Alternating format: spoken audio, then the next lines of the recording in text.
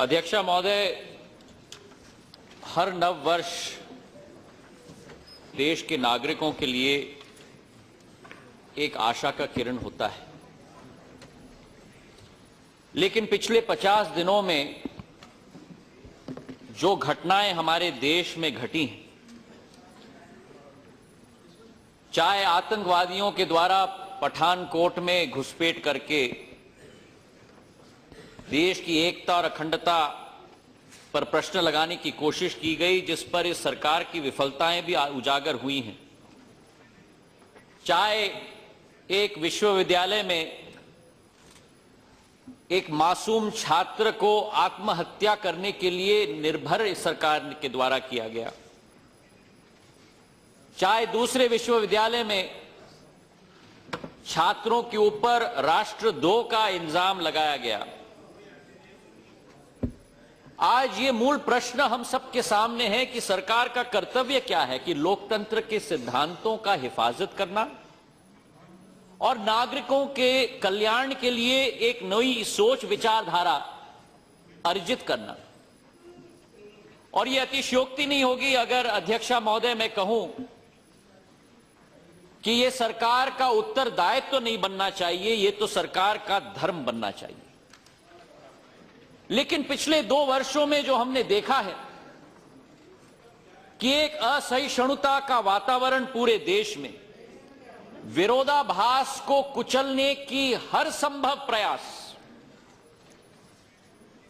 और एक ऐसा वातावरण देश में निर्मित किया गया है जहां हर नागरिक और इंसान अपने आप को सुरक्षित नहीं समझता। पिछले सत्र में अध्यक्षा महोदय हमने संविधान के निर्माता बाबा साहब अंबेडकर की 125वीं जयंती मनाई थी। 25 नवंबर संविधान दिवस के रूप में हमने मनाया था।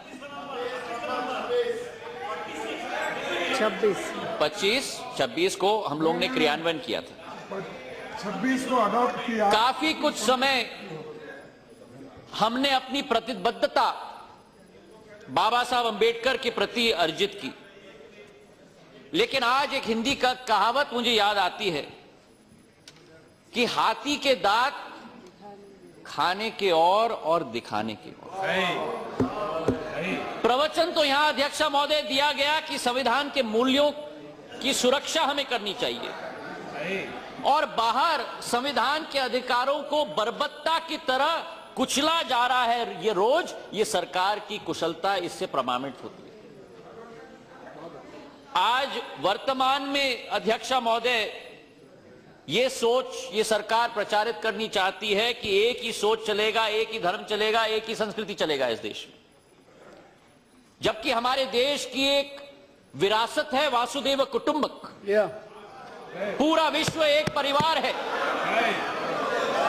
और उसमें ये संकीर्ण विचारधारा नहीं चलेगी अध्यक्षा महोदय।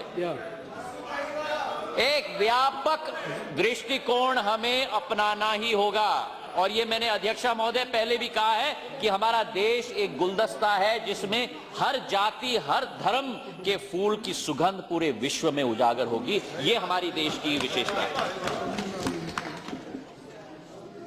प्रधानमंत्री महोदय ने कई बार देश के नौजवानों के बारे में संदर्भ दिया है।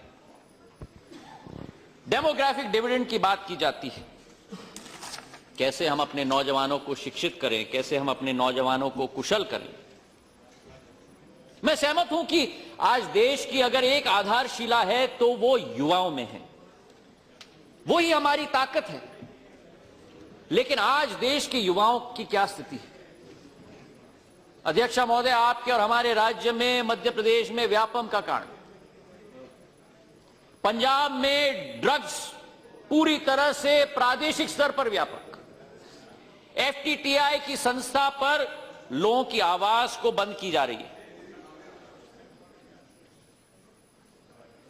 रोहित वेमुला जी की आत्महत्या, दर्दनाक मौत, और इसमें केंद्र मंत्री के आदेशों के दबाव में आकर यह घटना घटी जिन मंत्रियों ने संविधान की शपथ ली थी, सरकारी मशीनरी का दुरुपयोग किया गया और ये क्यों?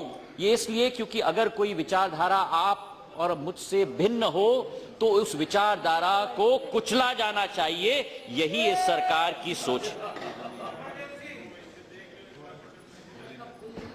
रोहित वेमुला जी, ये सरकार की एक ही सोच है अध्यक्षा महोदय, और अंग्रेजी में कहावत है कि इट्स ईदर माय वे और द हाईवे।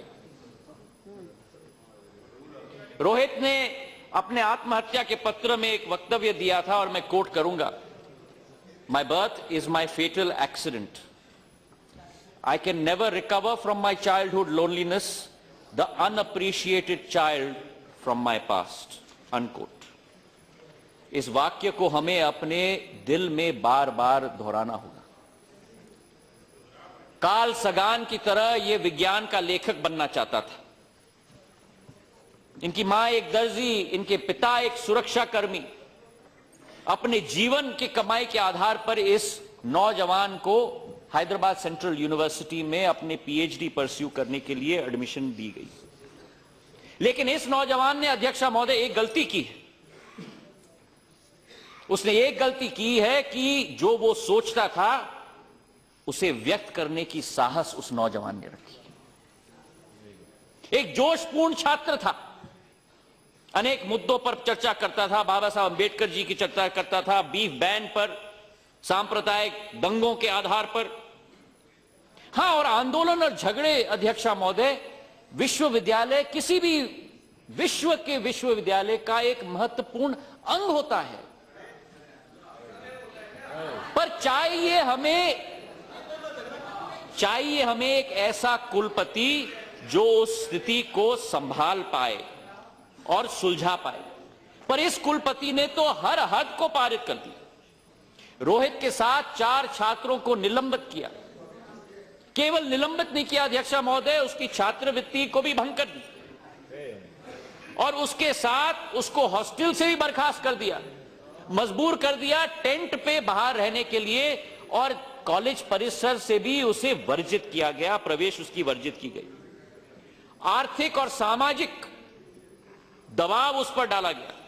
और इसलिए क्योंकि भाजपा और संघ परिवार की राजनीतिक आवश्यकताओं की पूर्ति करनी पड़ी और हिंदू शास्त्रों को भी छिन भिन कर दिया।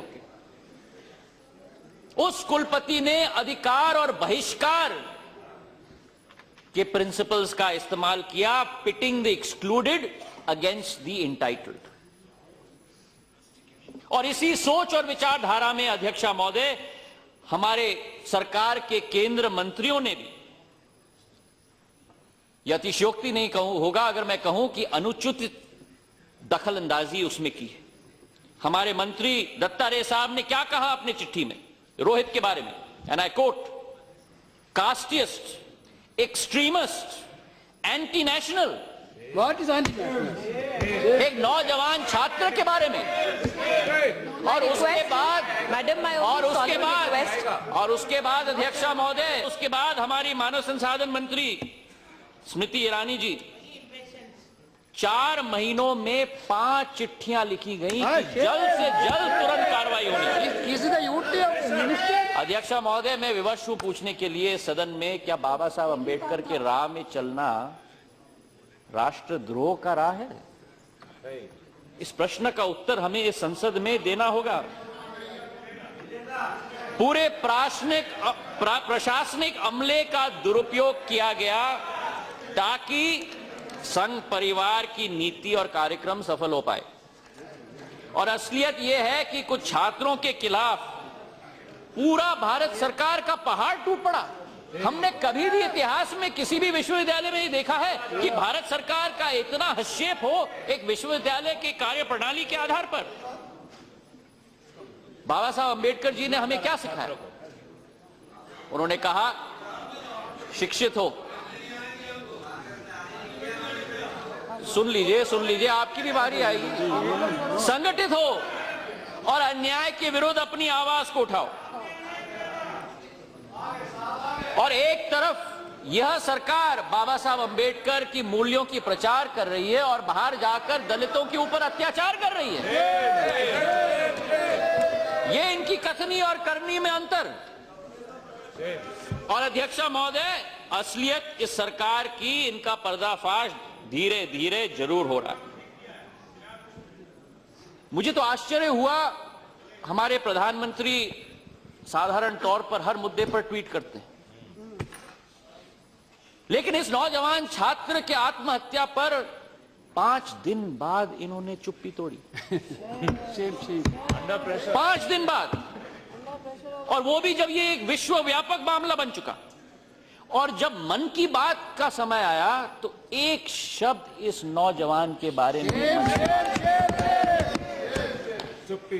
मां भारती के उस लाल को तो हम उनकी मां के यहां नहीं वापस लौटा सकते, लेकिन कम से कम अगर उसकी आत्मा को शांति देनी होगी तो इन मंत्रियों के विरुद्ध कार्रवाई होनी ही चाहिए। सही। हम चाहते थे अध्यक्षा महोदय एक्शन लिया जाए, लेकिन एक्शन के बजाय मैं तो आश्चर्यचकित रह गया जब कैबिनेट में इस बात पर बहस हो रही है कि एक साधारण छात्र दलित है या नहीं, और इसमें सरकारी हर तंत्र का इस्तेमाल किया जा रहा है। मुझे ज्यादा अनुभव नहीं है राजनीति में अध्यक्षा महोदय, 15 साल ही हो गए हैं, लेकिन मैंने कभी यह नहीं सुना। सुन लीजिए। सुनने की क्षमता रखो भैया, सुनने की क्षमता रखो, अपनी असहिष्णुता का परिचय मत दो। पर मैंने कभी ये नहीं देखा अध्यक्षा महोदय कि नेशनल सिक्योरिटी एडवाइजर रिपोर्ट दे रहे हैं कैबिनेट को कि एक व्यक्ति, एक नागरिक का, इस देश का दलित है या नहीं है। इसलिए पठानकोट एनएसए का रिपोर्ट आता है कि ये दलित है, नहीं है, और उसके बाद हमारे मंत्री लोग, विदेश मंत्री सुषमा स्वराज जी, सामाजिक न्याय मंत्री मेरे प्रदेश के थवरचंद गहलोत साहब, अनुसूचित जनजाति मंत्री जोएल ओरम साहब, एक के बाद एक वक्तव्य और टीवी इंटरव्यू दे रहे हैं कि ये रोहित दलित नहीं है, नहीं है, नहीं है। क्या ये मूल्य रह गया हमारे देश में एक नागरिक के जीवन का, कि आर्ग्यूमेंट चल रहा है कि व्यक्ति दलित है या न हो, और अगर हम मान भी लें 1 मिनट के लिए अगर वो दलित नहीं था, चाहे वे वडेरा जाति के थे, ओबीसी में आते थे, जिसमें भी आते थे, क्या उससे हमारे मंत्रियों की दुष्कर्म पर कमी पड़ेगी?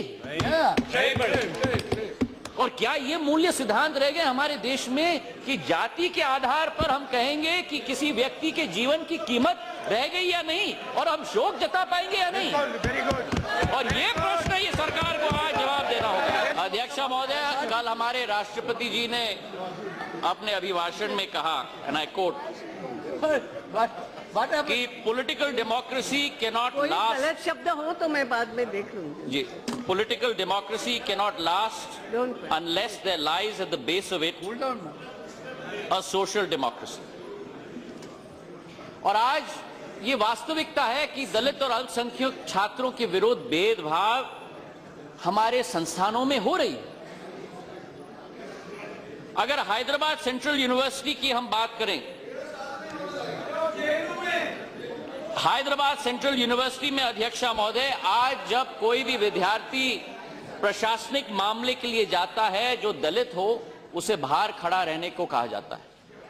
अनुसूचित जाति जनजाति के छात्रों को गाइड मिलने के लिए अधिक समय लिया जाता है, और इतना कि वहां के प्रोफेसर ने स्वयं अपने वक्तव्य में कहा है, assistant professor of mathematics at the university, these are not suicides but institutional murders. They are the fallout of discriminatory caste-based interactions in classrooms and hostels. He recollects how one professor at the university told a student from a marginalized community that he was not fit for mathematics and would be better off being an agricultural laborer like his parents. Another SC student was told that a central university was not the right place for him. Instead, he should enroll in a state varsity, unquote. Rohit, अध्यक्षा महोदय, रोहित साधारण वर्ग के आधार पर scholarship में उसने प्रवेश नहीं किया था उसने, लेकिन दो प्रोफेसर ने, सुन लीजिए, आपकी भी बारी आएगी। प्लीज बैठिए, प्लीज बैठिए। ऐसा कभी नहीं हुआ था। अरे बैठिए। क्या प्रशासनिक हो रहा है? आमला का इंतजाम कभी नहीं किया गया था यूनिवर्सिटी के आधार पर। रोहित से पूछा गया, अध्यक्षा महोदय, दो प्रोफेसर्स के द्वारा, कि क्या वो कोटा से आया था, आरक्षित कोटा से आया था या साधारण कोटा से आया था। और ये पहली घटना नहीं है हैदराबाद सेंट्रल यूनिवर्सिटी में। पिछले 6 सालों में 3 दलितों ने अत्याचार किया था, आत्महत्या किया था। सुन लीजिए, सुन लीजिए, बैठिए ना। 3 न्यायिक जांच बैठाई गई थी और उस समय कहा गया था कि हैदराबाद सेंट्रल यूनिवर्सिटी दलितों के लिए उपयुक्त नहीं है। और इसके बावजूद हमारी मानव संसाधन मंत्री स्मृति ईरानी जी टीवी पे जाती हैं और कहती हैं, I quote, that this is not a Dalit versus non Dalit issue, unquote. कोई कामना हम करें, आशा करें, कोई एक्शन लिया जाए वो तो अलग, लेकिन सरकार ने इस घटना से पूरा अपना पल्ला झाड़ दिया। रोहित ने कहा था कि my birth is my fatal accident. अध्यक्षा महोदय, हम अपने मां बाप को नहीं चुनते, हम अपने जाति को नहीं चुनते इस देश में, लेकिन केवल इस सरकार के कार्यकाल में एक दलित के रूप में पैदा होना एक फेटैलिटी और एक्सीडेंट है, जो एक आदमी को अधिक असमानता और क्रूरता के साथ अपने जीवन जीने के लिए विवश कर देती है, और या तो समय के पहले मौत का रास्ता अपनाने के लिए कर देती है। विश्वविद्यालय का उद्देश्य क्या है? क्या उद्देश्य है कि हम अटेंडेंस दें? क्या हम उद्देश्य है कि हम परीक्षा दें? विश्वविद्यालय का उद्देश्य है कि विचारों का आदान प्रदान होना चाहिए। विश्वविद्यालय का उद्देश्य है कि यथास्थिति को चुनौती दी जानी चाहिए। प्लीज। लेकिन जिस तरीके से रोहित की आत्महत्या की घटना हुई है, एफटीटीआई में विद्यार्थियों के विरुद्ध एक्शन लिया गया है, जिस तरीके से जेएनयू की घटना हुई है, जिस तरीके से आईआईटी मद्रास में अंबेडकर पेरियार सर्कल को निष्कासित किया गया है, ये सरकार नौजवानों की आवाज को बंद करना चाहती है, इसमें कोई दो राय नहीं। अध्यक्षा महोदय, जेएनयू ने इस देश की एकता और अखंडता और विकास, प्लीज, क्या हो रहा है?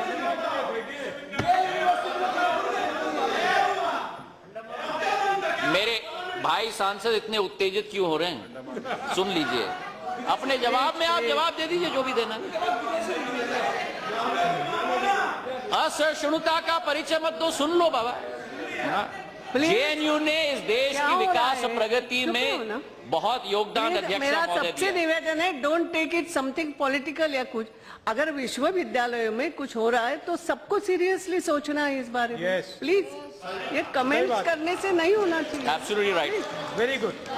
ये आदिवासी दलित का सब अध्यक्षा महोदय, ऐसा जब भी मत बोलो, सबने सोचना है। मैंने कहा अध्यक्षा महोदय, दलित ने सोचना, किसने सोचना, no, all of us have to think. अध्यक्षा महोदय, जब अनुशासनात्मक घटना के लिए एक उच्च स्तरीय जांच कमेटी गठित हुई है, तो क्या सरकार को उसके परिणाम के लिए इंतजार नहीं करना चाहिए?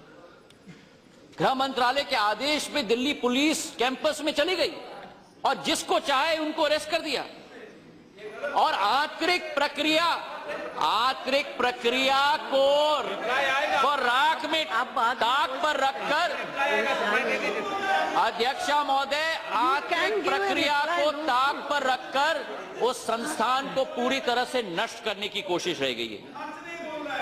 नारे लगे और उन नारों का समर्थन मैं समझता हूं इस देश का कोई भी वासी नहीं कर सकता, कोई भी वासी नहीं कर सकता। अगर इस देश, अगर सुनने की क्षमता तो रखो, सुनने की क्षमता तो रखो, मेरी बात सुनोगे तभी तो समझोगे। Madam, I am not yielding. Madam, I am not yielding. Bidhuri ji, बैठ जाओ, बैठ जाओ, बैठ जाओ। चिल्लाने के लिए बाहर आपके पास बहुत समय है, आप बैठ जाओ।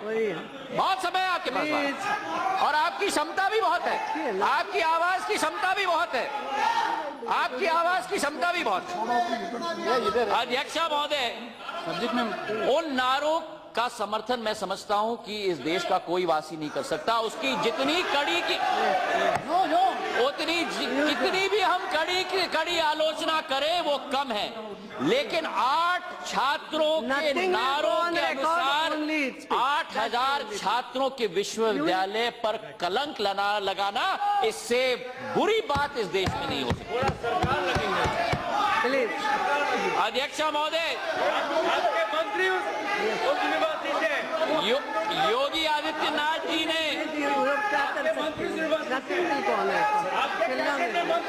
किसी भी विश्वविद्यालय के अंग को राष्ट्रद्रोह का नाम देना, इससे ज्यादा कोई अनुचित बात नहीं हो सकती। अध्यक्ष महोदय, वो जरा शांत हो जाएं। बैठिए ना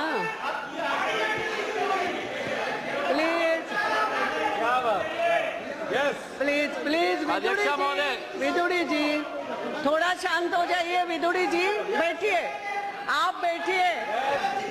सब इधर भी सक्षम है। अध्यक्ष महोदय, इनको बीमारी ना हो जाए, इतने जोर से चिल्ला रहे हैं। विदुड़ी जी चिंता मत करें, आपके मंत्री भी सक्षम इतने है। जोर से चिल्ला रहे हैं, कोई कठिनाई ना हो जाए। मुझे चिंता है इनके स्वास्थ्य के लिए।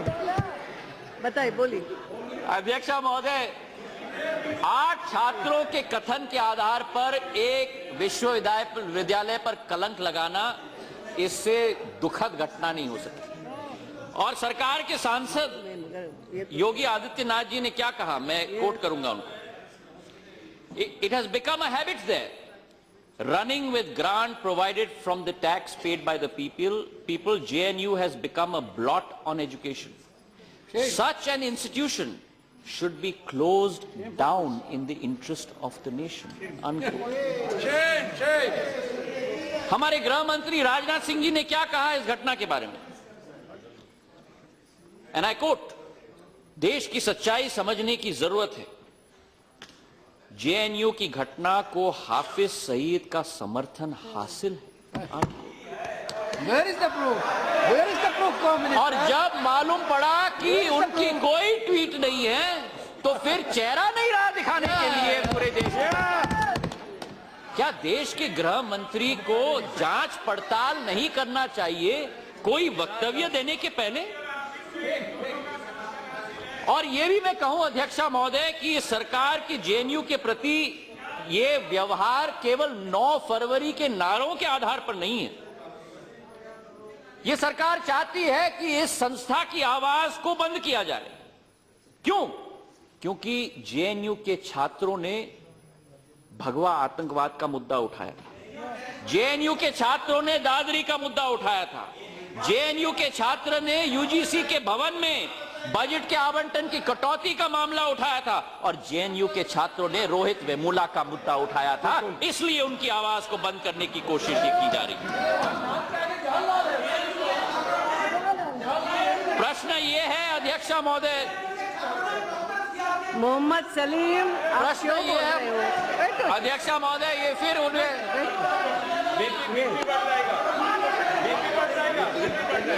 You are also instigating. आप Nirmala Sitharaman, NITI Aayog chairman, foreign secretary Jaishankar, अध्यक्ष महोदय, यू आर इंस्टिगेटिंग। अध्यक्ष महोदय, नीति आयोग चेयरमैन, अध्यक्ष महोदय, उस जेएनयू को ये बंद करना चाहते हैं जहां देश के फॉरेन सेक्रेटरी, विदेश सचिव जयशंकर जी उस संस्था से आते हैं, निर्मला सीतारामन जी उस संस्था से आती हैं, नीति आयोग के चेयरमैन उस संस्था से आते हैं, सीताराम येचुरी जी उस संस्था से आते हैं, और ये इनकी सोच और विचारधारा है। और मुझे तो इतना आश्चर्य हुआ अध्यक्ष महोदय, जब इन छात्रों के विरुद्ध सिडिशन की चार्ज लागू की गई, और वास्तविकता क्या है अध्यक्ष महोदय, उन नारों की हम कड़ी आलोचना करते हैं, विरोध करते हैं, इसमें कोई दो राय नहीं। जिन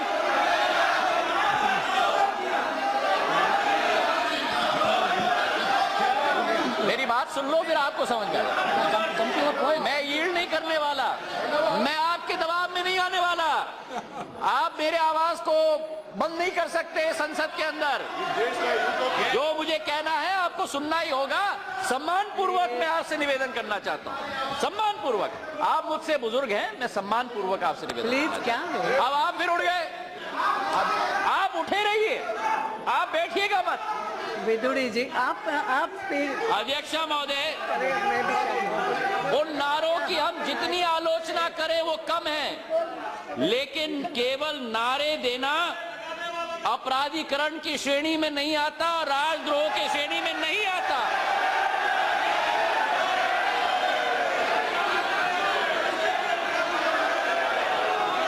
अब मैं सबूत भी दूंगा, अभी मैं सबूत भी दूंगा। अध्यक्षा महोदय, सुप्रीम कोर्ट का जजमेंट है, केदारनाथ सिंह का जजमेंट है। मैं यील्ड नहीं करने वाला। आप जितना भी चिल्लाओ, मुझे हक है अपनी आवाज को उठाने के लिए, और आप मेरी आवाज नहीं बंद कर सकते। आप जितना भी चाहो मेरी आवाज को नहीं बंद कर सकते। जितना हक आपको है उतना हक मुझे है सर, मेरी आवाज नहीं बंद कर सकते। आप मेरे साथ सहमत न हो, मुझे कोई कठिनाई नहीं, लेकिन आप मेरी आवाज को बंद नहीं कर सकते। आप मेरा विरोध करो, मुझे कोई कठिनाई नहीं, लेकिन आप मेरी आवाज बंद नहीं कर सकते। ये मेरी देश के संविधान ने मुझे हक दिया है। अध्यक्षा महोदय, ज्योतिरादित्य जी, केदारनाथ सिंह प्लीज जी, प्लीज क्या हो रहा है? करना चाहते हैं। प्लीज बैठिए, बैठिए। ज्योतिरादित्य जी आप भी स्पीकर को जी, संबोधित जी। किए। सॉरी मैडम, राजवाड़ा चौक यस मैं सहमत हूँ मैडम, सॉरी। उनको संबोधित कर। मैं आपके साथ 100% सहमत हूँ। केदारनाथ सिंह जी के मुकदमे में फैसला है उच्च न्यायालय का, अध्यक्षा महोदय, 5 जज का, कि राष्ट्रद्रोह मतलब sedition only if there is quote unquote incitement to violence और पब्लिक डिसऑर्डर साबित हो सके, नहीं तो सिडिशन नहीं हो सकता। और इसके साथ कॉन्स्टिट्यूशन बेंच के 3 जजमेंट है, Indira Das versus state of Assam, Anoop Bhuyan versus state of Assam and Balwant Singh versus state of Punjab. केवल शब्दों और वाक्यों का प्रयोग करना जिसकी हम निंदा करेंगे, आप करेंगे, हम करेंगे, ये पूरा सदन करेगा, इसमें कोई दो राय, लेकिन राष्ट्रद्रोह और सिडिशन में ये मामला नहीं आ सकता। और भाजपा के कई वकील हैं जो स्वयं इनको कह देंगे कि ये सिडिशन में नहीं आ सकता। तो इसके बाद अध्यक्षा महोदय, मैं पूछना चाहता हूं कि दिल्ली पुलिस ने कन्हैया को सिडिशन के मामले में आरोपी क्यों बनाया? 30 मिनट्स प्लीज। इसलिए अध्यक्षा महोदय, क्योंकि कन्हैया आरएसएस की विचारधाराओं के साथ सहमत नहीं है, और इसलिए क्योंकि कन्हैया ने इलेक्शन में एबीवीपी के प्रत्याशी को हराकर अध्यक्ष बना, इसलिए उसके विरोध ये चल रहा है। बार किसी संस्था आज अध्यक्षा महोदय, राष्ट्रवाद के मामले में इसका नाम लेना आवश्यक नहीं है। यहाँ कोई कन्हैया का नाम ले सकते हैं अध्यक्ष महोदय। राष्ट्रवाद के मामले में परिभाषा हमें कौन सिखाएगा? आपकी सोच और हमारी सोच में भिन्नता हो सकती है। अध्यक्षा महोदय, आपकी मतलब हमारे संसद के आपका सोच विचारधारा तो हमारे ऊपर पूरी तरह से लागू होता है, लेकिन हमारे सोच में भिन्नता हो सकती है। जैसे कि मैं कहूं कि जो साक्षी महाराज जी ने कहा नाथूराम गोडसे देशभक्त है, मैं कह सकता हूं कि वो राष्ट्रद्रोह के मामले में आना चाहिए। कन्हैया के ऊपर आपने राष्ट्रद्रोह लगा दिया, लेकिन यहाँ राष्ट्रद्रोह लगाने के लिए आप तैयार नहीं। जिसने हमारे राष्ट्रपिता का कत्ल किया उसको राष्ट्रभक्त कहा जाता है, उसमें कोई कठिनाई नहीं है। तो इसलिए अध्यक्षा महोदय, ये बात हमें सुनिश्चित करना होगा, जो कन्हैया जो जिसने कहा और उसके बिना सबूत उसे अरेस्ट किया गया, वीडियो जो दिखाया गया है जिसमें छेड़छाड़ की गई है, और उस रिपोर्टर जी न्यूज के उसने स्वयं इस्तीफा दिया है, विश्व दीपक, और उसने स्वयं कहा है, I quote, the video which had no Pakistan zindabad slogans in it, we played it repeatedly to spread madness. How did we establish that Kanhaiya and his associates were chanting slogans when all we heard were voices coming from the darkness? Our biases made us hear Bharatiya Court Zindabad as Pakistan Zindabad, unquote. तो जिस व्यक्ति के विरोध कोई सबूत नहीं, उसको आपने राष्ट्रद्रोह में अरेस्ट कर दिया, कोर्ट में पेशी की जा रही है, 20 गाड़ियों का काफिला है पुलिस का, पुलिस कर्मी सब बैठे हुए हैं। वो निकलता है गाड़ी से, पत्रकारों को पीटा जाता है, उसको पीटा जाता है, वकीलों को पीटा जाता है, और पुलिस मूर्ख दर्शक के रूप में खड़ी हुई है, साइलेंट स्पेक्टेटर, मूर्ख दर्शक के रूप में खड़ी हुई है अध्यक्ष महोदय। और इसके जो लोग हैं, विक्रम सिंह चौहान और यशपाल सिंह, जो भाजपा के समर्थक हैं, वो क्या कहते हैं? वे कहते हैं अध्यक्ष महोदय, कोर्ट, डर गए वो कोट करते हैं, साले को मारेंगे हम, पेट्रोल बॉम्ब भी लेके आऊंगा मैं, कुछ भी मुकदमा लगे, मर्डर का भी लगेगा, छोड़ूंगा नहीं मैं जेल जाऊंगा, अगर अरेस्ट हुआ तो मैं कन्हैया वाले जेल में जाना चाहता हूं, साले को वहीं जाके मारूंगा। सच बताओ, पुलिस हमें फुल सपोर्ट कर रही थी, ये उनका कोर्ट है। तो जिस व्यक्ति के विरुद्ध सबूत नहीं, उसको आप राष्ट्रद्रोह में आप अरेस्ट कर लो, और जो व्यक्ति लोगों को पीटे इस प्रजातंत्र के स्तंभ में, कोर्ट में, उनके विरुद्ध कोई कार्रवाई नहीं कल रात तक, जब उनको अरेस्ट किया गया और फिर उनको बेल दिया गया, तो वो जो छात्र है वो अभी भी जेल में पड़ा हुआ है, और ये लोगों को बेल दिया जाता है। अध्यक्ष महोदय, भाजपा के विधायक ने तो कमाल कर दिया, ओपी शर्मा जी ने। अमीर जमाल, सीपीआईएम के कार्यकर्ता को पटक पटक के जमीन पर उसको मारा गया, और क्या कहते हैं वे कहते हैं कि मैं गोली भी मार देता अगर बंदूक होती, कोई माँ को गाली देगा तो क्या उसे मारेंगे नहीं? और आज भाजपा की सरकार इन लोगों के विरुद्ध कोई कार्रवाई नहीं कर रही। साक्षी महाराज जी क्या कहते हैं कि इन राष्ट्रद्रोही के खिलाफ तो सीधा फांसी का फंदा या पुलिस की गोली, आजीवन कारावास तो बहुत कम रहेगा, नहीं तो बदतमीजी होती रहेगी। और इसके साथ सरकार के विधायकगण अनेक प्रांतों से, कैलाश चौधरी भाजपा के विधायक राजस्थान, कहते हैं राहुल गांधी देशद्रोही है, राहुल गांधी देशद्रोही है, उनकी गोली से उड़ा देना चाहिए, भारत माता की ओर उंगली उठा। और आज सरकार, अध्यक्ष महोदय, संसद में एक सांसद के विरुद्ध ऐसे शब्द उपयोग किया जाए और सरकार मूक दर्शक के रूप में आज खड़ी हुई है। क्या ये हम लोगों का लोकतंत्र है? क्या ये हमारे नियम है? क्या ये हमारी परंपरा है? आज परंपराओं की बात की जाती है अध्यक्ष महोदय, और कहा जाता है कि जो कांग्रेस का स्वर्ण इतिहास है राष्ट्रभक्ति का, हमारे प्रधानमंत्रियों ने अपने जीवन का बलिदान दिया है, सरदार बेअंत सिंह पंजाब ने अपने जीवन का बलिदान दिया है, वीसी शुक्ला जी ने अपने जीवन का बलिदान दिया है, और आज ये सरकार हमको राष्ट्रभक्ति की सोच और विचारधारा देने वाली है। वो सरकार, मैंने कहा प्रधानमंत्री लोग, इंदिरा जी और राजीव जी दोनों ने, ये सरकार अध्यक्ष महोदय, जो नाथूराम गोडसे के उत्तराधिकारी हैं विचारधारा के, और 52 वर्ष आरएसएस के कार्यालय में झंडा नहीं लगा, एक आत्महत्या हुई और कुलपतियों की मीटिंग बुलाई गई कि 207 फुट पर भारत का झंडा फहराना चाहिए हर सेंट्रल यूनिवर्सिटी में। क्या मजाक है अध्यक्ष महोदय? दिल्ली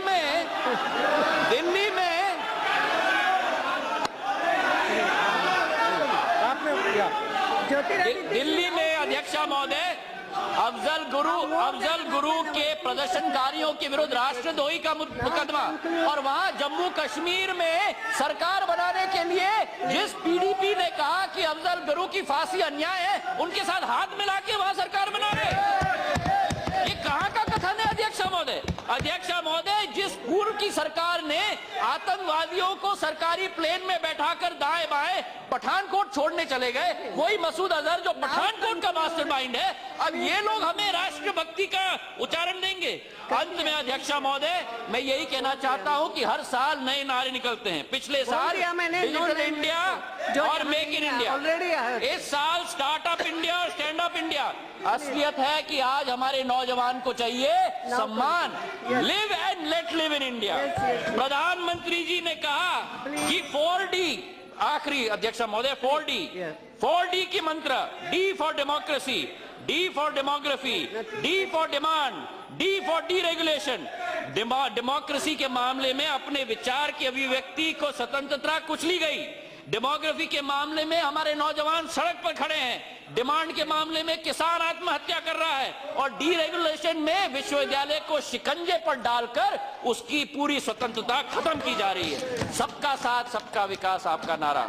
आज देश का नागरिक विवश होकर सड़क पर खड़ा है, पूछ रहा है किसका साथ और किसका विकास। धन्यवाद अध्यक्ष महोदय।